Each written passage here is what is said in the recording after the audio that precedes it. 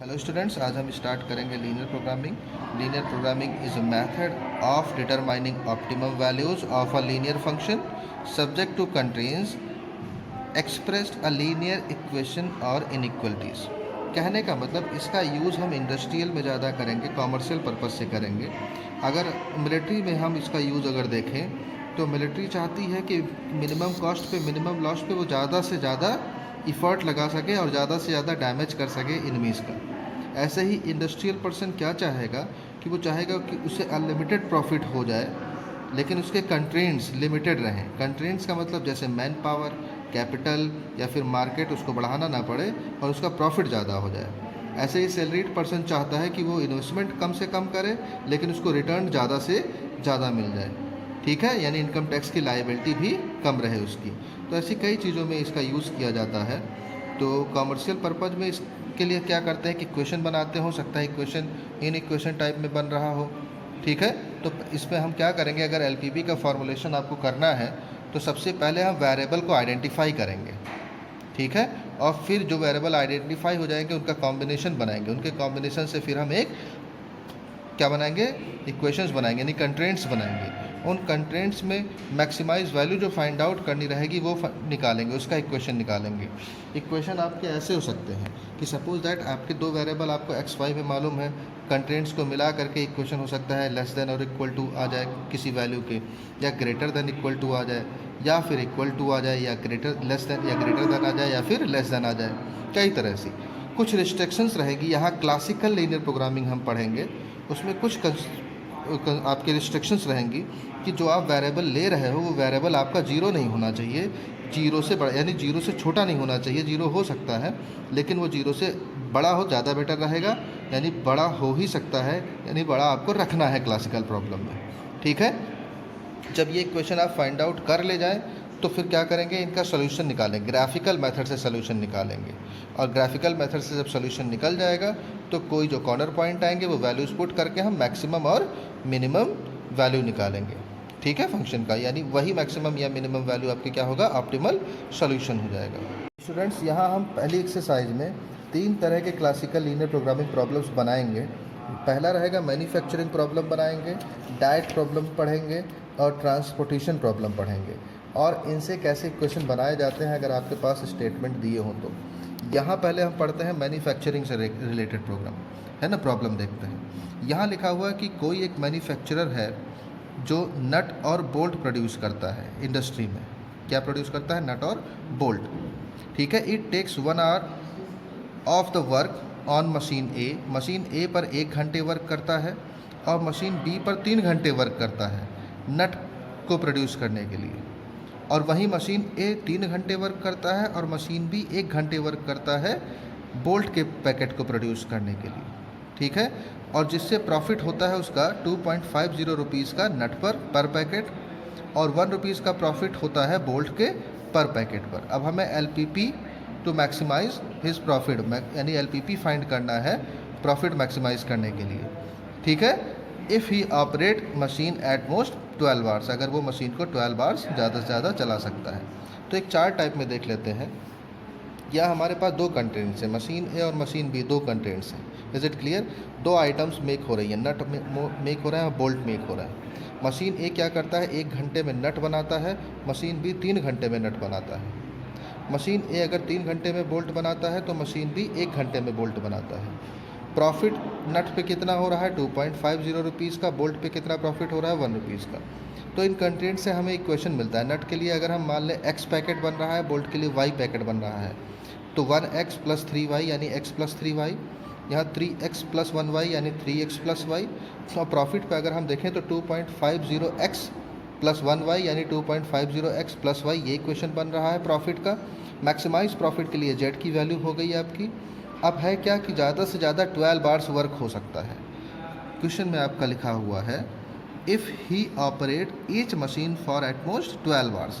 तो 12 आवर्स का मतलब ये जो कंटेंट्स कर रहा है मशीन ए, ये ज़्यादा से ज़्यादा कितना वर्क कर सकता है, ये नंबर ऑफ़ आवर्स हैं, 1 आवर्स है या 3 आवर्स है।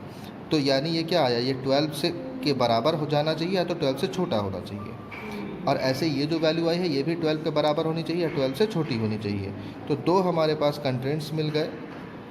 ठीक है, ये आपके सब्जेक्टिव कंटेंट्स होंगे जो सब्जेक्ट बन रहे होंगे, और ये मैक्सिमाइज या मिनिमाइज वैल्यू होगी, यानी ये ऑप्टिमम सोल्यूशन यहाँ से निकाला जाएगा। Is it clear? और इसके लिए रिस्ट्रिक्शन आपका रहेगा कि x जो वैल्यू है, नंबर ऑफ नट यानी जो टाइम लग रहा है, वो कभी भी 0 से बड़ा यानी 0 नहीं, 0 हो सकता है, 0 से बड़ा हो सकता है, 0 से कम नहीं हो सकता। यानी रिस्ट्रिक्शन क्या रहेगा? s is always greater than और equal to 0, y is always greater than 0 equal to 0 हो सकता है। ठीक है। डाइट पे एक प्रॉब्लम देख लेते हैं। A diet is to contains at least 80 unit of vitamin A and 100 unit of minerals. दो टाइप के फूड हैं, F1 और F2, जो अवेलेबल है। F1 जो फूड है उसकी कॉस्ट है 4 रुपीज़ पर केजी। फूड F2 की कॉस्ट 5 रुपीज़ पर केजी है। 1 kg of food F1 contents 3A की 4 kg, 4 रुपीज़ है पर केजी का कॉस्ट। और जो फूड F1 है 1 kg पर 3 यूनिट उसमें विटामिन ए है और 4 यूनिट मिनरल है। ऐसे फूड F2 के पर केजी में 6 यूनिट विटामिन ए है और 3 यूनिट आपका मिनरल है। अब इसमें हमें क्या बनाना है? फाइंड द मिनिमम कॉस्ट, ताकि कॉस्ट को मिनिमम किया जा सके और डाइट को कंप्लीट किया जा सके। ठीक है। Consist a mixture of these two food and also meets the minimum neutrals required from LPP। तो ये देख लेते हैं, हमारे पास जो फूड दिया है केजी में वो दो टाइप के फूड हैं, F1 और F2। मिनिमम रिक्वायरमेंट जो दी गई है यूनिट में लिख लेते हैं।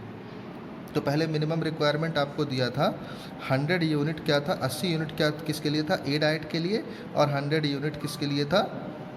है ना, diet contents 80 unit A vitamin A के लिए था और 100 यूनिट आपका मिनरल के लिए था। तो अब हम इधर देख लेते हैं, ये F1 और F2 हो गया। विटामिन इधर देख लेते हैं, विटामिन ए और मिनरल लिख दिया गया। विटामिन ए के लिए रिक्वायरमेंट है 80 यूनिट और मिनरल के लिए 100 यूनिट रिक्वायरमेंट था। अब F1 में 3 यूनिट विटामिन ए है, 6 यूनिट और 3 यूनिट विटामिन ए है, 4 यूनिट मिनरल है। 3 यूनिट विटामिन ए है और 4 यूनिट मिनरल है। फूड F2 में क्या है कि 6 यूनिट आपका क्या है? विटामिन ए है और 3 यूनिट आपका क्या है? मिनरल है। ठीक है। कॉस्ट अगर हम देखें तो 4 रुपीज़ पर केजी की कॉस्ट पड़ रही है F1 के लिए और 5 रुपीज़ पर केजी की कॉस्ट पड़ रही है F2 के लिए। Is it clear? हमने सारे कंटेंट्स लिख लिए। अब विटामिन ए के लिए अगर कंटेंट्स बनाएं तो क्या बनेगा? 3x + 6y। फूड F1 का हो गया x, मान लीजिए x kg, और ये y kg अगर हमने क्वांटिटी ले ली तो 3x + 6y है ना। ये आपका 80 होना चाहिए या 80 से बड़ा होना चाहिए, कम नहीं लेना है हमें, यानी यूनिट को बढ़ाना है। ठीक। इसमें क्या हो जाएगा? 4x + 3y is greater than और इक्वल टू 100 होना चाहिए, इसे कम नहीं होना चाहिए। और जो कॉस्ट आपकी पड़ रही है मैक्सिमम कॉस्ट पड़ी चाहिए, यानी मिनिमम कॉस्ट होनी चाहिए 4x + 5y। 4x + 5y ये मिनिमम कॉस्ट, यानी ये z इज़ इक्वल टू आपका हो गया, जिसको मिनिमाइज़ करेंगे।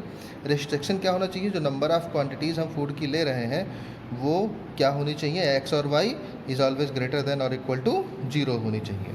तो ये हमारे क्वेश्चन बन गए, इसके लिए डाइट प्रॉब्लम के लिए क्वेश्चन हो गया। अब एक क्वेश्चन और देख लेते हैं ट्रांसपोर्टेशन प्रॉब्लम पे। अ brick manufacturer has 2 depots A and B। एक ब्रिक मैन्युफैक्चरर के पास 2 डिपोज हैं A और B, जहाँ ब्रिक्स बनाता है वो। जो A डिपो है उसके पास वहाँ पर 30,000 स्टॉक है और B डिपो में कितना स्टॉक है? 20,000 स्टॉक है ना। He receives order from 3 builders. 3 builder से वो उसको क्या मिलता है? ऑर्डर मिलता है। बिल्डर्स कौन कौन से हैं? P, Q और R हैं। किसके लिए? बिल्डर P उसको ऑर्डर देता है 15,000 ब्रिक के लिए, बिल्डर Q देता है 20,000 के लिए और बिल्डर R देता है 15,000 ब्रिक के लिए। ठीक है। अब हमें कॉस्ट बताना है transferring 1000 bricks to the builders from depots R. अब यहाँ दिया हुआ the manufacturer wishes to find how to fulfil the order so that transportation cost of minimum from LPP, कि ट्रांसपोर्टेशन कॉस्ट मिनिमम पड़े। ये क्वेश्चन है आपका। ठीक है। यानी आपको P, Q और R ये तीनों क्या हैं? ये तीनों बिल्डर्स हैं। इनको ट्रांसपोर्टेशन की कॉस्ट दी गई है पर 1000 ब्रिक पे, यानी 1000 ब्रिक की कॉस्ट P बिल्डर के लिए 40 है, 40 रुपीज़ है, Q के लिए 20 और R के लिए 20 है। डिपो A से जो जाता है, डिपो B से जाता है वो कॉस्ट दी गई है। मिनिमम रखना है। तो अब पहले हम इस ट्रांसपोर्टेशन के लिए एक कॉलम बना लेते हैं। हमारे पास 2 डिपोज हैं, ए और बी, ठीक है। ए में स्टॉक कितना है, अगर 1000 ब्रिक्स को हम 1 यूनिट माने तो हमारे पास कितने स्टॉक थे, यहाँ पर 30,000 थे, तो यानी 30 यूनिट यहाँ पर है। और ऐसे ही बी पर 20,000 थे तो 20 यूनिट हो गए। पी, क्यू और आर 3 बिल्डर हैं। पी को चाहिए 15,000 यानी 15 यूनिट, क्यू को चाहिए 20,000 यानी 20 यूनिट, आर को चाहिए 15,000 यानी 15 यूनिट चाहिए ब्रिक्स। तो ट्रांसपोर्टेशन देख लेते हैं कैसे दिया जाएगा। अगर डिपो ए से x यूनिट ब्रिक्स दिया जाता है पी को, ठीक है, तो अब बचा कितना, 15 माइनस एक्स बचेगा इसको देने के लिए। तो 15 माइनस एक्स हम बी से दे देंगे। बी हमारे पास दूसरा डिपो है बी, वहाँ से हम इसको दे देंगे कितना, 15 माइनस एक्स। ऐसे मान लो डिपो ए से अगर y यूनिट हम दे देते हैं क्यू को, तो अब और कितना चाहिए क्यू को, 20 माइनस वाई चाहिए होगा। तो 20 माइनस वाई हम अपने बी डिपो से इसको दे देते हैं मान लीजिए। तो अब x और y यूनिट हम ब्रिक्स दे चुके हैं ए से, तो बचेगा कितना, 30 माइनस एक्स माइनस वाई बचेगा। तो 30 माइनस एक्स माइनस वाई हम दे पाएंगे किसको, आर बिल्डर को। और ऐसे इस यूनिट से यानी इस डिपो से हम दे चुके हैं कितना कितना दे चुके हैं ब्रिक्स, 15 माइनस एक्स हमने पी को दे दिया है, 20 माइनस वाई हमने क्यू को दे दिया है। तो बचा कितना, बचा हमारे पास यहाँ से जो है, ठीक है, वही इसको दे पाएंगे। बचेगा कितना, 15 माइनस एक्स माइनस करेंगे और 20 माइनस वाई माइनस करेंगे, किस में से, 20 यूनिट में से, ठीक है। यानी इसको चाहिए कितना, इसको हमने ये दे दिया डिपो ए से, तो 15 पूरा तो 15 minus 30 plus x plus y, यानी 15 में से ये पूरी क्वांटिटी माइनस कर देंगे, तब इसको जितना चाहिए वो हमें बी से मिल जाएगा, ठीक है। तो 15 अब माइनस करेंगे तो पूरी क्वांटिटी में 30 माइनस हो जाएगा, ये प्लस हो जाएगा, ये प्लस हो जाएगा। ये यूनिट इसको और चाहिए होगा जो कि हम बी डिपो से ट्रांसफ़र करेंगे। तो हमारे पास इक्वेशन बन जाएंगे।